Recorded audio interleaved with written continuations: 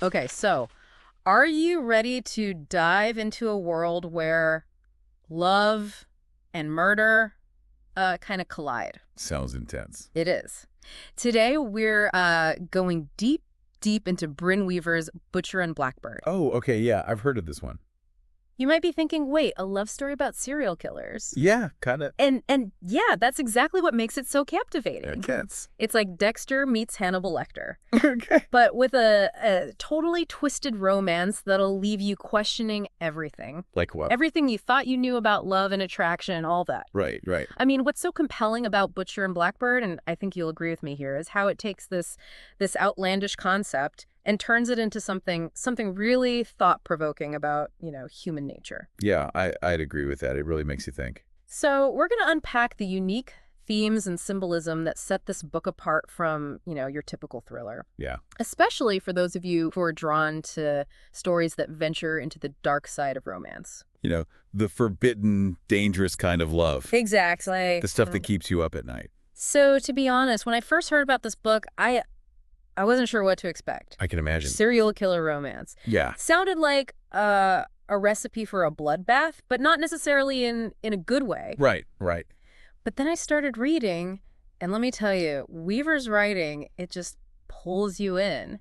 She's a really talented writer. Her style is very immersive, Yeah, totally. She has this incredible ability to create characters that are both terrifying and alluring at the same time. It's a strange mix. It is, but she makes it work. Totally agree. Take Rowan, for example. Okay, Rowan. She's a brilliant surgeon. A surgeon, wow. Yeah, but she moonlights as a vigilante serial killer. Okay, no, that's a twist. She only targets people who have escaped justice. The truly deserving, as she sees it. Ah, so she's like a twisted dispenser of justice. You could say that.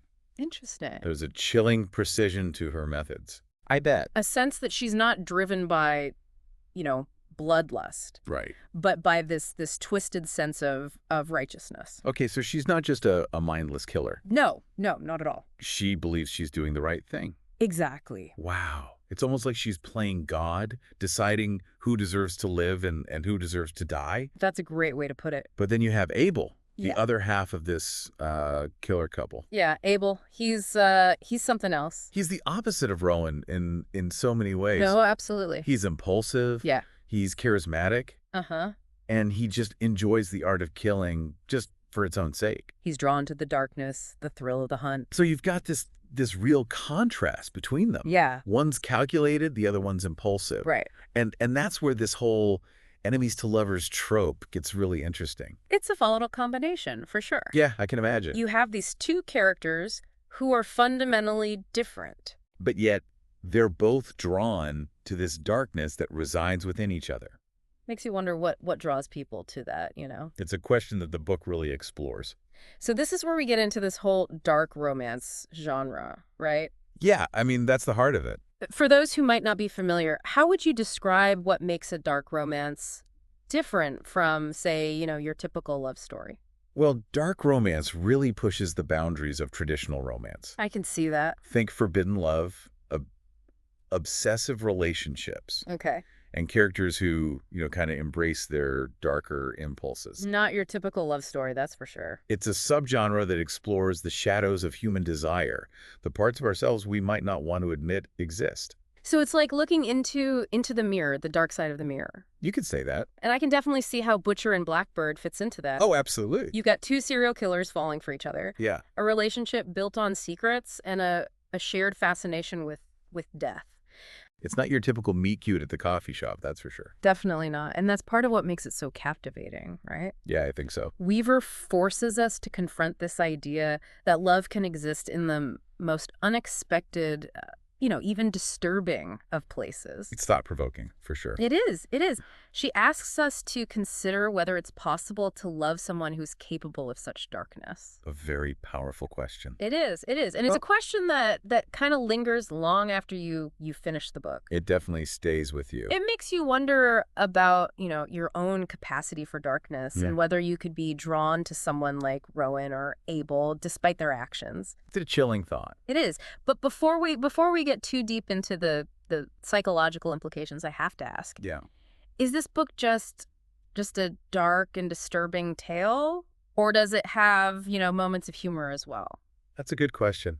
Because it's hard to imagine cracking a smile while reading about serial killers, but I've heard, Weaver has this knack for blending the macabre with the darkly comedic. Oh, you're right to pick up on that. Oh, okay, good. One of the things that sets Butcher and Blackbird apart is its use of dark humor and satire. So it's not all doom and gloom? No, no, not at all. Okay, good. Weaver doesn't shy away from the gruesome realities of her character's actions, Right. but she also injects these moments of wit and irony Okay. that provide a much-needed release valve for the tension.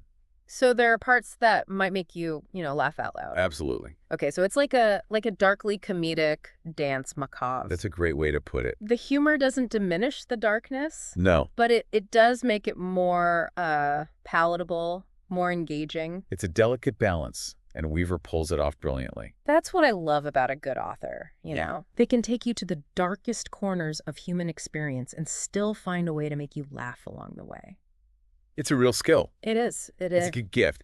And it's that unexpected humor that really elevates the book, Yeah.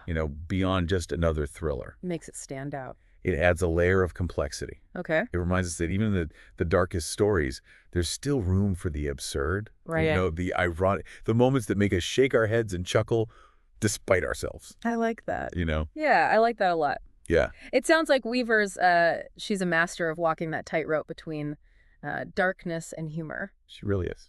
But let's talk about the symbolism you mentioned earlier. Yeah. You said this book is packed with it. Oh, it is. Can you give us an example of how Weaver uses symbolism to enhance the story?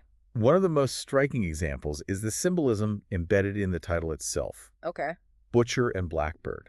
Interesting. The butcher with its, connotations of raw brutality and Yeah. methodical dismemberment, Uh-huh. it directly connects to Rowan's surgical precision and calculated approach to killing. Oh, okay. She sees herself as a necessary evil, Right. a butcher cleaning up the streets. Yeah. But then you have the Blackbird, Okay. a creature often associated with death, mystery, and the shadowy underworld. Uh-huh. This directly mirrors Abel's personality. Okay. He's impulsive, shrouded in darkness, Right. and revels in the chaos he creates. So the title's not just a catchy phrase, it's a clue to the deeper psychological layers of the characters. Exactly. That's fascinating. It makes you wonder if there are other hidden symbols sprinkled throughout the book. Absolutely. Okay, so like what? Weaver weaves a rich tapestry of symbolism, Oh, wow. drawing from literature, mythology, and even art history. Wow. It's impressive.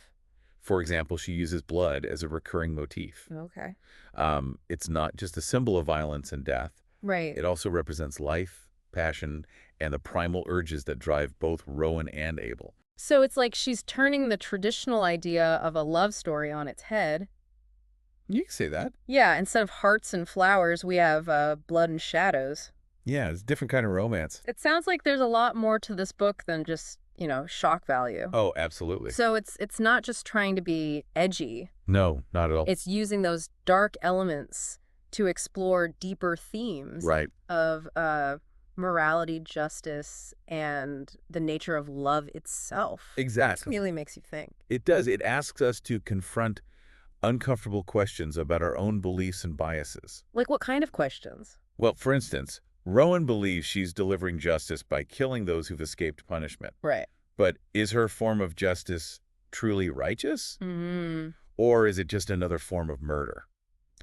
Yeah, that's a good question. The book doesn't provide easy answers. Right. It invites you, the reader, to grapple with these complex issues. That's what I love about books that dare to delve into these morally gray areas. Me too. It's so thought-provoking. Yeah. It's like holding up a mirror to society Right. and asking, are we really as good as we think we are?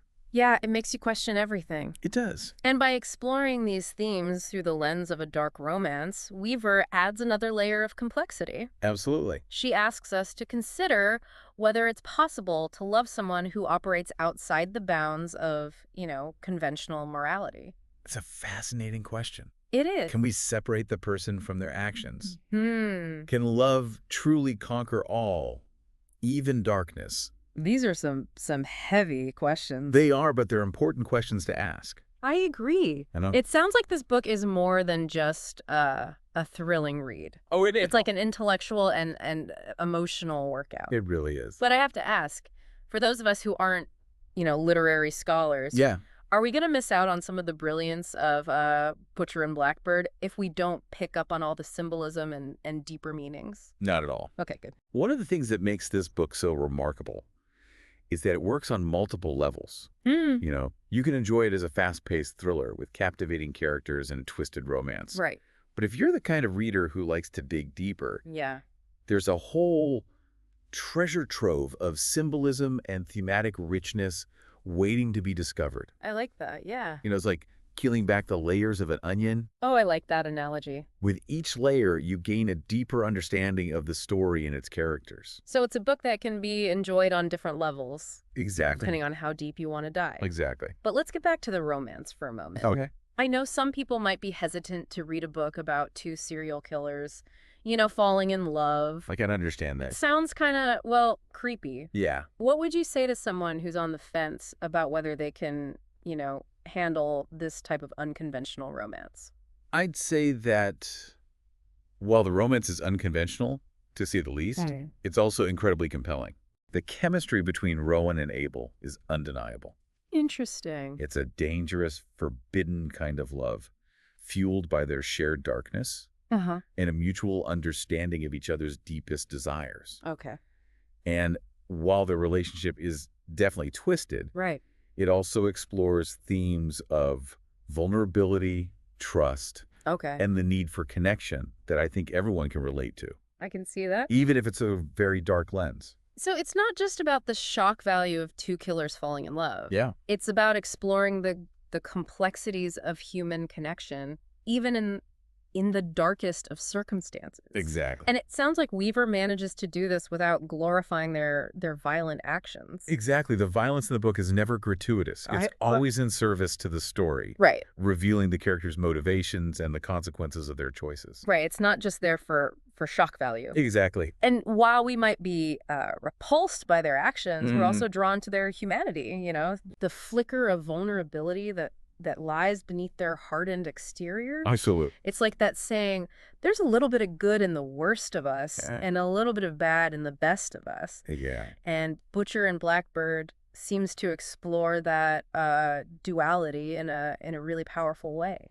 It does. It challenges us to confront the darkness within ourselves, Right. to acknowledge that we all have the capacity for both good and evil. Yeah, I think that's a really important message. It is. And it asks us to consider whether love can truly redeem even the most broken of souls. That's a powerful question. It sounds like Butcher and Blackbird really, really pushes the boundaries of what we typically expect from a love story. It does. But as you've mentioned, this seems to be part of a growing trend in fiction, especially in romance. Powerful.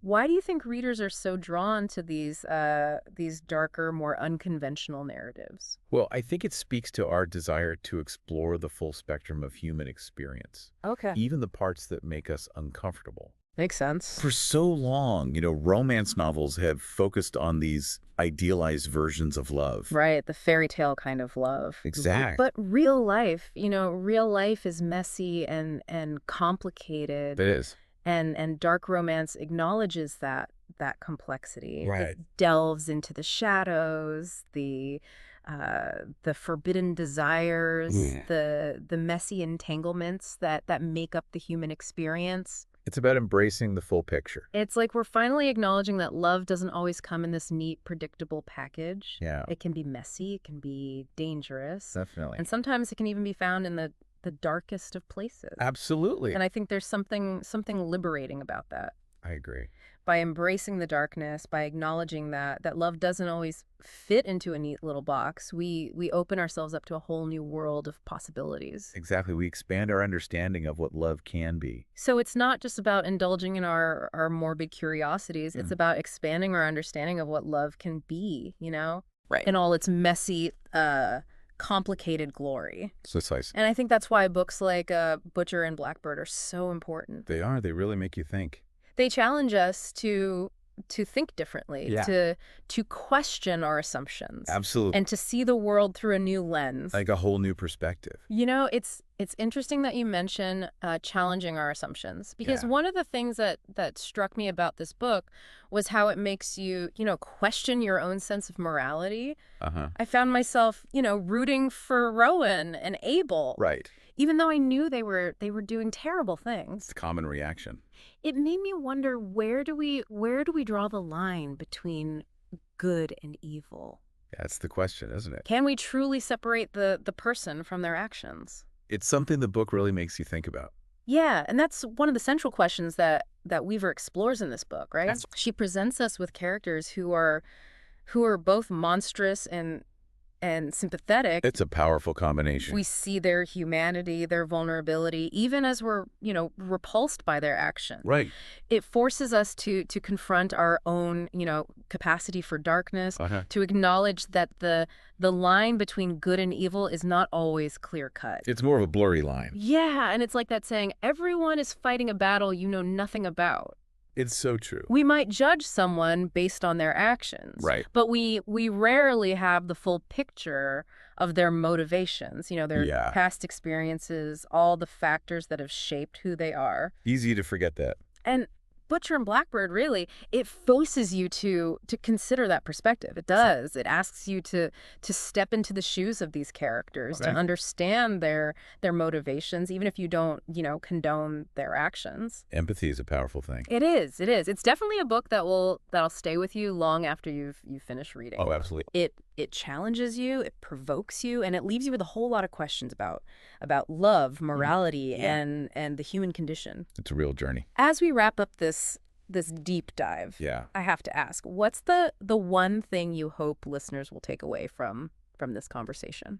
Well, I hope they'll be encouraged to step outside of their comfort zones Okay. and explore the world of dark romance. Oh, It's a genre that has so much to offer. right. From thrilling plots and complex characters to thought-provoking themes Uh-huh. and a deeper understanding of the complexities of human desire. Yeah. And who knows, they might even discover something new about themselves along the way. Well said, well said. Butcher and Blackbird is a wild ride. It is. A thought-provoking exploration of love, violence, and the darkest corners of the human heart. It's a must-read for anyone who enjoys a dark and twisty story. If you're looking for a book that will challenge you, intrigue you, and maybe even disturb you a little bit, this one's for you. You won't be disappointed. So go ahead, dive in, and see where the darkness takes you.